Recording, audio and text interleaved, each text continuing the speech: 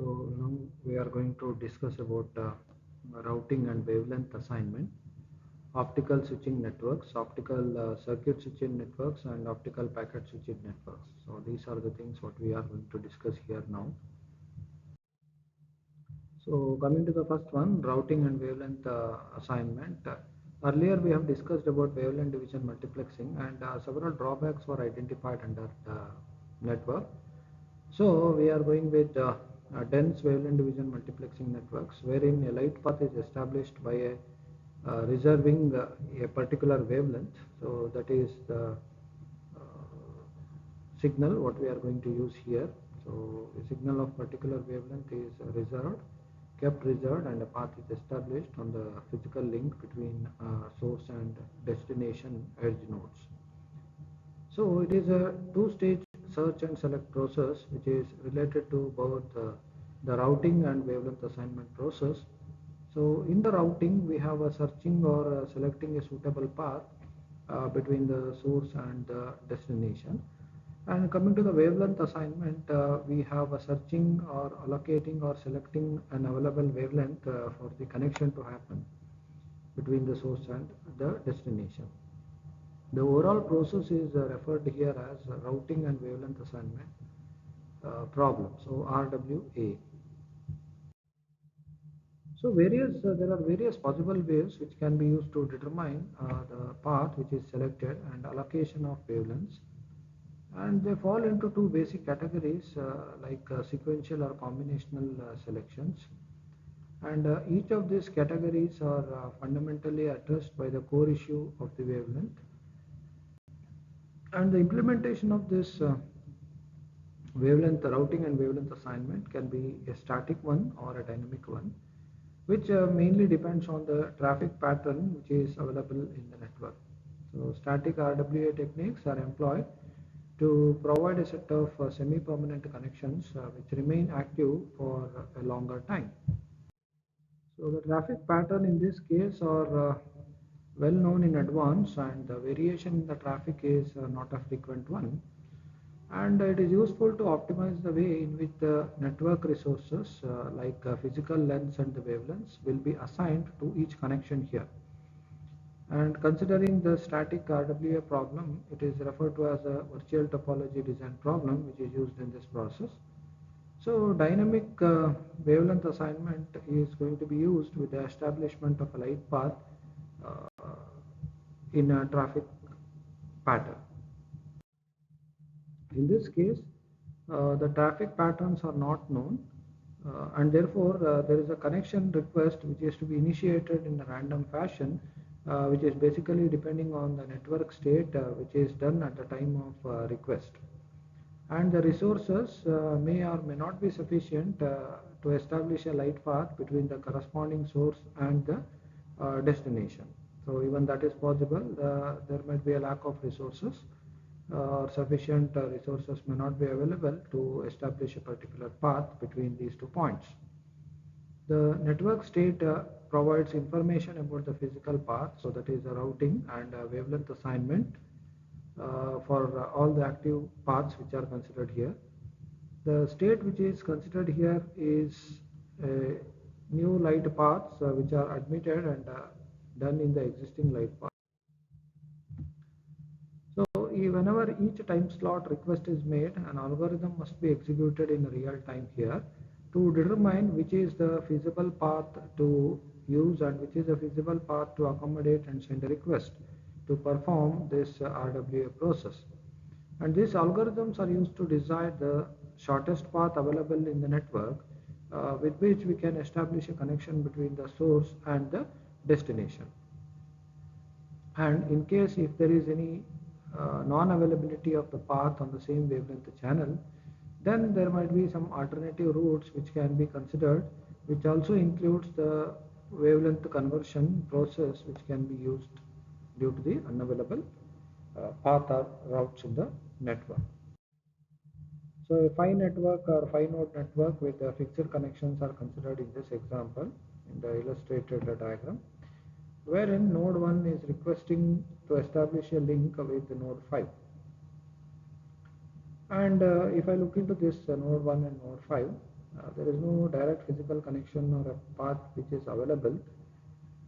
So there are four possibilities to establish a link between node 1 and node 5, and depending on the available or the assigned wavelengths between each of the networking nodes. And the paths, if I choose, then it is from node A using a single hop, and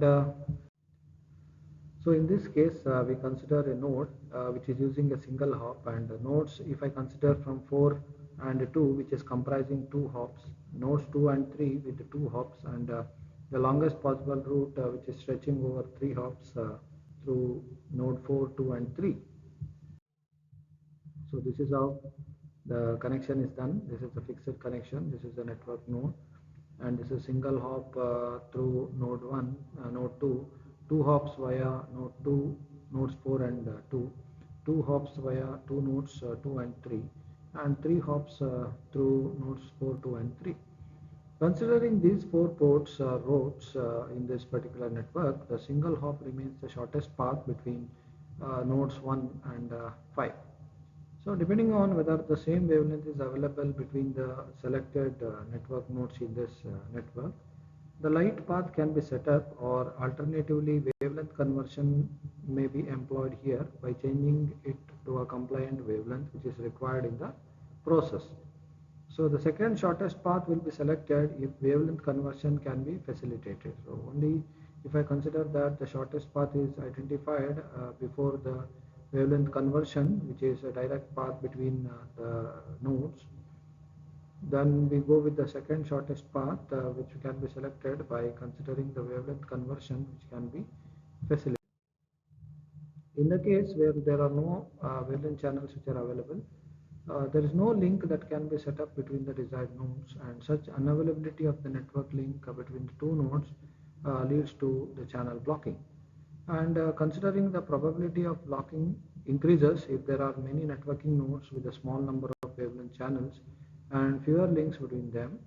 And if I consider the algorithm, which plays a very important role in determining the probability blocking of a network, which also provides information about the availability of a path or a link between the source and the destination.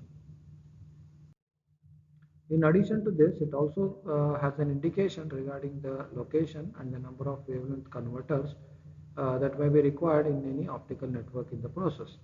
So in order to develop a suitable routing wavelength algorithm, it is important to assign the wavelengths within the network which can offer the lowest or no blocking probability. So the probability of blocking is very low, or there should not be any blocking process in the algorithm which can be developed. So hence, if I consider the wavelength assignment in RWA, it is dependent on the network topology, and it is also very crucial in the system. So this is how we see cut here. So this is how the circulator is used, and topology light path arrangement for the 4 networking node is done. And these are the wavelength assignments with first node lambda 1, second node lambda 1, and lambda 3 the third node, and lambda 3 from 4 and 5 nodes. So as an example of this wavelength assignment for a ring network, and this ring topology consisting of 4 nodes, which is named here as ABCD and D.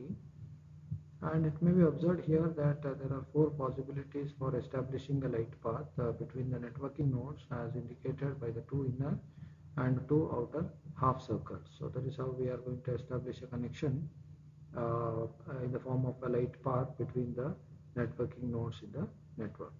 So here we are using the ring topology for the network.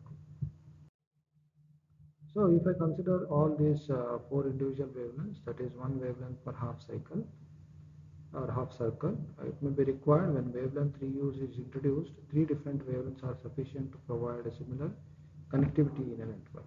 So the situation is considered, which is considered by cutting the ring and straightening the network wavelength connection. So that is, we can see that in the diagram.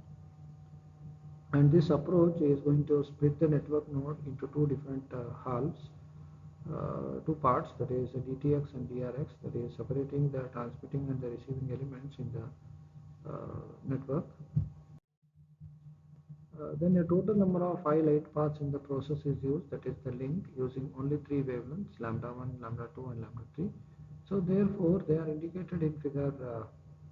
For example, if I consider the wavelength 1, lambda 1, establishing two different light paths, one each between the two nodes DTX and C to DTX, DRX. The third light path is connecting to A to C via node B, which is utilizing the wavelength lambda 2. And however, if I consider the wavelength, the lambda 3 is used to establish the fourth path or fourth light path between the nodes B to A, B to D through node A. Finally, the same wavelength lambda 3 has been used to set up the fifth wavelength, light wavelength between the network node and the network. So such a algorithm also determines the length of a path in terms of the number of hops from input to output or from source to destination, and it has to travel to the destination node. Such patterns, which are referred to as a graph coloring, can be therefore used here in this case, and which can locate the shortest path in relation to different network topologies, that is ring or mesh.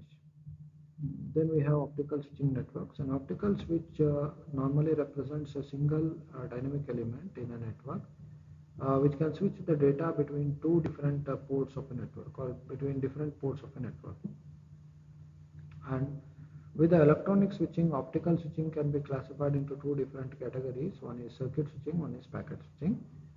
An optical switch which is performing various digital logical operations, allowing the signal to switch from one state to another. So a larger arrays of optical switches can switch the signal from one port to another here. So these arrays are switches which are forming the circuit switching fabrics, such as optical cross connects, which incorporate the switching connections of the light paths in the system, and a router which is routing data packets instead of providing the circuit switcher connectivity. In this case, the data is split into packets which are routed separately through a network, and they are reassembled at the receiving terminal to reconstitute the original message. So this process is going to provide a more efficient use of the available bandwidth in the design. Both the circuit and packet switching techniques are used in high capacity networks here. So in circuit switching networks, the connection must be set up between the transmitter and the receiver before initiating the transfer of a data. So that is to be done in a circuit switching network. Similarly, when the network sources remain dedicated to the circuit connection, which is during the entire transfer of the complete message following the same path, the circuit is said to be static. And the SDH or SONET is an example of this static circuit switched network. However, if the network resources can be reallocated without being physically disturbed in the system, the circuit is referred to be a dynamic one. Then we have optical circuit switched networks. In circuit switched network, a connection is established using available network resources for the full duration of the transmission of a message. Once the complete message is successfully transmitted, and the connection is removed here. And the circuit switching process requires an end-to-end circuit which is to be set up before the actual transmission is done. A fixed share of network resources is then reserved for a specific transmission with no transmission can use. So this is how the optical switching network is going to be used.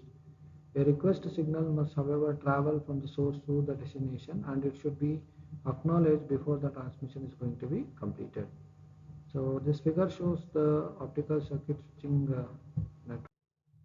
So in this configuration, we see that the 6 optical nodes A to F are interconnected, and a requested logical connection or a path for optical signal wavelengths is established, which is going to be produced at a circuit path that network through nodes through ABC, ABD and F. So optical nodes of an OCS network which containing normally contains optical switches where large multi-port optical switches, that is the switching fabric or the optical cross connect OXC switches, are used to establish the connections between the desired input and output ports. So considering the different component enabling technologies which can be used to construct such optical switches, the basic optical switching function is going to be same. So figure illustrates this functionality at optical nodes B and D. And coming to this, for example, we have a 2 cross 2 optical switch at a node B enables the cross connection using ports 2 and 3, whereas the node D employs a direct connection for ports 1 and 3. Hence, there is a logical path or an optical circuit from node A to F which is being created for the light path using a signal wavelength lambda 1. And it should be always noted that the optical switch can handle a traffic from both SONET or SDH and IP networks with the limitation. And only in-service signals can be used by this available network resources. Further, the wavelength continuity is going to be flexible and OCS networks are considering the light paths using the same wavelength, which can carry the traffic from source to destination. So then the constraint can be overcome if the wavelength conversion function is used as output port of the optical nodes to change the wavelength of the signal if it is actually required. So in general, OCS networks are suitable for implementation in a public telecommunication network where a large number of traffic is required to be switched in real time. So OCS has become a network architecture which is based on two-way reservation process. Various networks using OCS, that is optical circuit switching, has emerged nowadays, and the optical network services directly uses this for long haul, long distance applications or any residential customers as well. But the disadvantage of OCS is that it cannot efficiently handle the traffic. That is the drawback of this OCS. In such traffic conditions, the data is sent in an optical burst of different wavelengths, different lengths, and therefore the resources cannot be readily assigned. So there is a problem with this. In order to avoid this traffic problem, it is going to use this particular system. For example, an active user, that is at peak times, needs large bandwidth when sending a burst as compared with relatively little bandwidth for a non-active user, that is during this process. So the traffic is characterized by both peak and average bandwidth, and much of the bandwidth remains unused in the process. So there is a problem. So bandwidth is left unused, so it is a loss for the network. Then we have OPS, optical packet switched networks. So here the data is transported entirely in the optical domain without intermediate optoelectronic conversion process. So here there is no conversion required. So here the data is directly transported from one point to the another in the optical domain. So the optical packet switching normally performs four basic functions, that is routing, forwarding, switching and buffering. So if I go with the routing, it is a function which provides the network connectivity information, which is through a pre-allocated routing tables, whereas the forwarding defines the output for each incoming packet. That is based on a routing table, the information is transferred to a particular output. The switch direct each packet to the correct output, that is defined by the forwarding process, while buffering provides the data storage for the packets to resolve any connection problems which may occur during the packet transmission. So figure shows the overall structure of the typical packet what we use in this process. So it normally contains a header or a label and a data or a payload. And it also requires a guard band to ensure the data is not overridden. So that is normally to avoid the overlapping, we use a guard bits or a guard band to ensure that the data is not overwritten. And the label points to an entry in a lookup table, so that specifies to where the packet should be forwarded. So such a labeling technique, what we consider here, is much faster than the traditional routing method, where each packet is examined before a forwarding decision is done. A set of optical correlators can therefore determine whether a packet is destined for a particular switch by correlating the address encoded into the packet with the switch's address. But at the receiving node, these labels are required to be recognized from a lookup table, and the data is reassembled there sequentially. And the labels normally defines the routing criteria. It is therefore sometimes referred to as label switching, which includes several functions which are involved in this labeling technique, such as assignment, which is writing, recognition or reading, swapping or exchanging, and forwarding the data.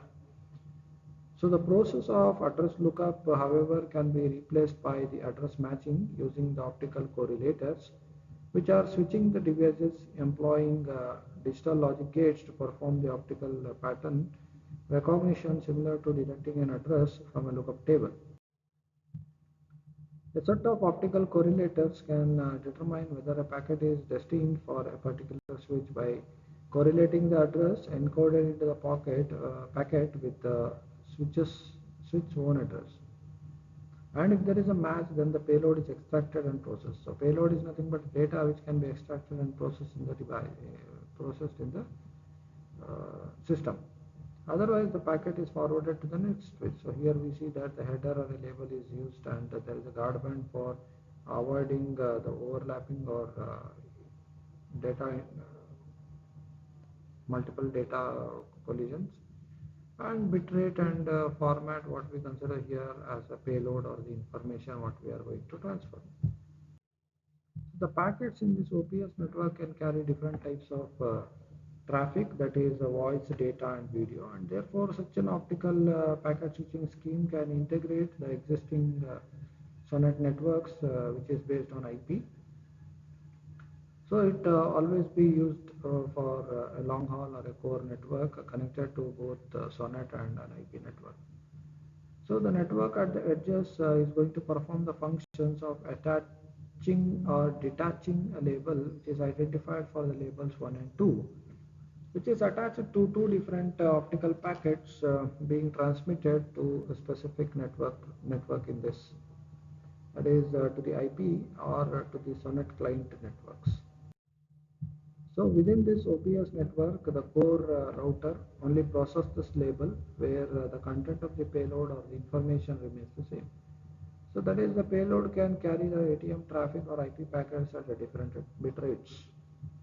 So this is how the core routers, this is how the optical transmitter is particularly done.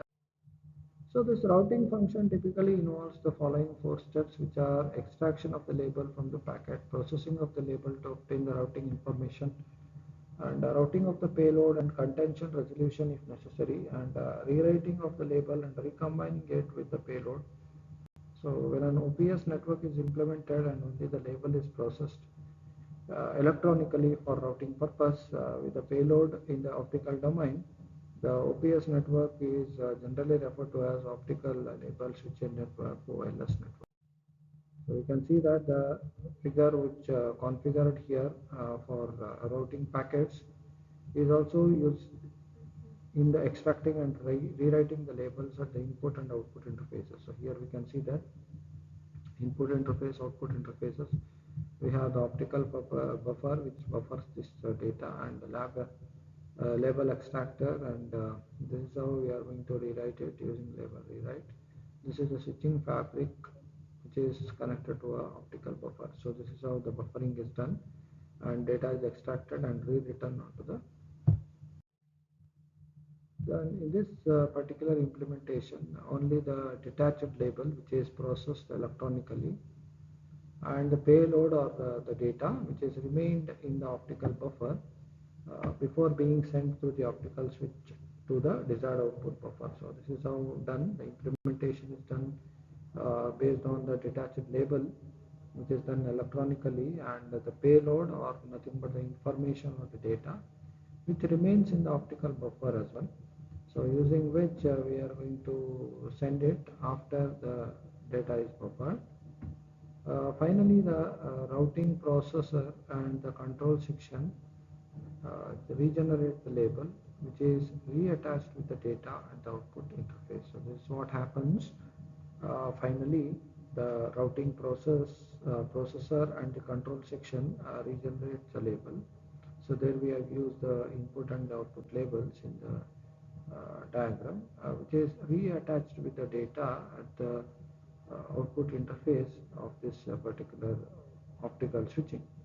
So we discussed about the several optical switching like optical packet switching, optical circuit switching, and this particular switching, which is normally based on the application what we are going to use.